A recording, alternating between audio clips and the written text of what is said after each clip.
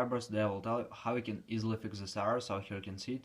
When you try to follow someone and you just can't do it on Instagram, you just receive that your action blocked. So how you can fix it and why you see this error. So how you can fix your follow error on your iPhone. So for fixing it, first thing you need to know that also Instagram just block your action for some time. So the main thing is just to wait some time and after just try again to follow someone. And also if it doesn't help you, you just wait and you still have the error. So another thing you can try, just go to the settings. In the settings you need to find here your network Wi-Fi, and if you're using Wi-Fi, just turn off Wi-Fi and try to use mobile data for your Instagram.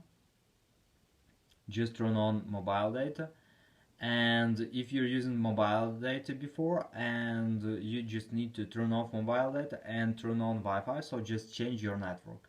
And if it doesn't help you, you can also try to use VPN, so just try to use another server.